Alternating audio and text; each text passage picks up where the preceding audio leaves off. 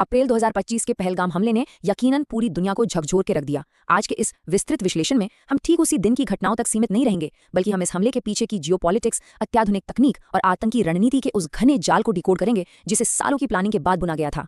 जरा सोचिए, एक शांत और खूबसूरत टूरिस्ट स्पॉट पर अचानक मिलिट्री ग्रेड की क्रूरता कैसे पहुंच सकती है। सबसे बड़ा सवाल जो स्रोत हमारे सामने रखता है वो ये है कि आखिर कैसे हमलावरों ने डिजिटल दुनिया से पूरी तरह कटकर इतनी हाई लेवल सुरक्षा को चकमा दिया।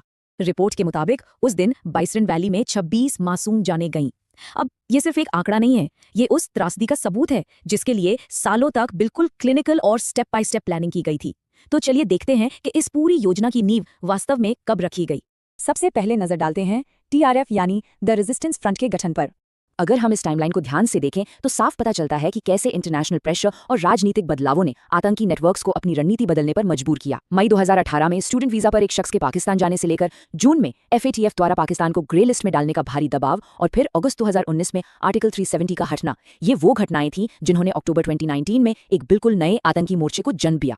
और यहीं पे खेल शुरू होता है। खुफिया रिपोर्टें TRF को महज एक स्थानीय भ्रम या इल्यूजन मानती हैं। विश्लेषण बताता है कि इसे जानबूझकर इसलिए खड़ा किया गया था ताकि इंटरनेशनल एजेंसियों की नजरों में धूल झोंकी जा सके और इसे एक सेक्युलर कश्मीरी आंदोलन का चोला पहनाया जा सके, जबकि असलियत में पाकिस्तानी सेना के हाशिम मूसा जैसे बेहद ट्रेंड SSG पैरा कमांडोज इस पूरे ऑपरेशन को बैकग्राउंड से लीड कर रहे थे। अब आते हैं उन हाईटेक हथियारों और लॉजिस्टिक्स पर जिन्होंने इस हमले को मुमकिन बनाया। गुर्गों ने जिन उपकरणों का इस्तेमाल किया उनकी लिस्ट वाकई चौंकाने वाली है। सोर्स मटेरियल के अनुसार अफगानिस्तान के ब्लैक मार्केट से जैश-ए-मोहम्मद के रास्ते M4 राइफल्स मंगवाई गईं। कम्युनिकेशन के लिए ख्वावे अल्ट्रा सेट्स का इस्तेमाल हुआ जो चीनी सैटेलाइट से जुड़े थे ताकि भारतीय रडार से बचा जा सके। और सबसे खतरनाक बात, उन्होंने एल्पाइन क्वेस्ट ऐप का इस्तेमाल किया जिससे घने जंगलों में बिना इंटरनेट के भी बिल्कुल सटीक ऑफलाइन नेविगेशन किया गया।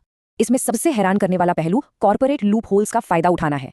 अमेरिका की मैक्सार टेक्नोलॉजीज वैसे तो सिर्फ अप्रूव्ड एजेंसीज को अपनी हाई रेजोल्यूशन सैटेलाइट तस्वीरें बेचती हैं, लेकिन रिपोर्ट बताती है कि BSI नाम की एक पाकिस्तानी फ्रंट कंपनी ने इनके साथ पार्टनरशिप कर ली और फिर अचानक फरवरी 2025 में पहलगाम इलाके की सैटेलाइट तस्वीरों की डिमांड दोगुनी हो गई। मतलब टारगेट की मैपिंग बिल्कुल घातक सटीकता के साथ की जा रही थी। विश्लेषण में एक और बड़ा दावा किया गया है कि ठीक उसी महीने यानी फरवरी 2025 में ही POK में एक अल अक्सा फ्लड कॉन्फ्रेंस हुई। कहा जाता है कि हमास लीडरशिप के साथ हुई इस मीटिंग में एन्क्रिप्टेड कम्युनिकेशन और सिविलियंस को टारगेट करने की क्रूर रणनीतियां साझा की गई और ये सब हमले से सिर्फ कुछ हफ्ते पहले हुआ।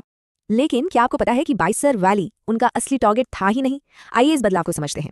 उनका ओरिजिनल प्लान लग्जरी होटल्स और वहां रुके विदेशी टूरिस्ट्स को निशाना बनाना था, लेकिन सुरक्षा बलों की मुस्तैदी और एक VIP दौरे के अचानक रद्द हो जाने से उनकी ये प्लानिंग फेल हो गई। इसके बाद मजबूरन उन्हें एक ऐसे सॉफ्ट टारगेट की तलाश करनी पड़ी जहां सुरक्षा कम हो और तभी उन्होंने बाइसरन वैली को चुना। अब सवाल ये है कि बाइसरन वैली ही क्यों? ये कोई रैंडम फैसला नहीं था। उनकी कैलकुलेशन देखिए, उन्होंने अच्छी सड़कों या पुलिस स्टेशन वाले इलाकों को पूरी तरह इग्नोर किया। बाइसरन एक 800 मीटर का अलग थलग मैदान है जहां 5 किलोमीटर की खड़ी चढ़ाई करनी पड़ती है। वहां कोई CCTV कैमरा नहीं है और सुरक्षा बलों का रिस्पॉन्स टाइम कम से कम 30 से 40 मिनट है। इसके अलावा हमलावरों के भागने के लिए चारों तरफ घने जंगल मौजूद थे। आगे बढ़ते हैं और देखते हैं कि बाइसरन वैली में इस खौफनाक हमले को आखिर कैसे अंजाम दिया गया। दोपहर 1:45 हो चुके थे। उस वक्त तक जो भीड़ शुरुआत में 1000 पर्यटकों की थी वो घटकर लगभग 400 रह गई थी। हमलावरों के लिए अपना जाल बिछाने का और टारगेट को घेरने का ये बिल्कुल परफेक्ट टाइम था। सोर्स मटेरियल इस घटना को बिल्कुल step by step break down करता है। पहले कश्मीरी फेरन पहने एक गुर्गा आता है और पैनिक फैलाने के लिए हवा में फायरिंग शुरू करता है। बदहवास भीड़ अपनी जान बचाने के लिए फूड स्टॉल्स की तरफ भागती है। तभी मिलिट्री ट्रैक सूट पहने बाकी गुर्गे बाड़ बांधकर अंदर घुसाते हैं और पूरे मैदान को ब्लॉक कर देते हैं। इसके बाद वो बेहद क्रूरता के साथ लोगों की पहचान पूछकर उन्हें अलग अलग करते हैं। इसी दौरान हमलावरों ने अपने इस खौफनाक काम को कैमरे में रिकॉर्ड किया और कैमरे पर अपना मकसद भी साफ किया। उन्होंने कहा कि ये उन लोगों को जवाब है जो कश्मीर में नए डोमिसाइल रूल्स ला रहे हैं। असल में उनका मकसद कश्मीर में तेजी से बढ़ रहे टूरिज्म और जो करोड़ों का बिजनेस इन्वेस्टमेंट आ रहा था उसे बलपूर्वक रोकना और एक बड़ा खौफ पैदा करना था। इस 25 मिनट के भयानक घटनाक्रम के बाद इसका जियोपॉलिटिकल और जमीनी असर क्या हुआ, चलिए उसे समझते हैं। इलाके में नेटवर्क बिल्कुल नहीं था, इसलिए पुलिस को दोपहर 2:30 बजे तक इस हमले की कोई पक्की खबर ही नहीं मिली। लेकिन इस मुश्किल वक्त में स्थानीय लोगों, खासकर यूनियन नेताओं का अदम्य साहस देखने को मिला। वे बिना अपनी जान की परवाह किए घायलों की मदद के लिए वहां दौड़ पड़े।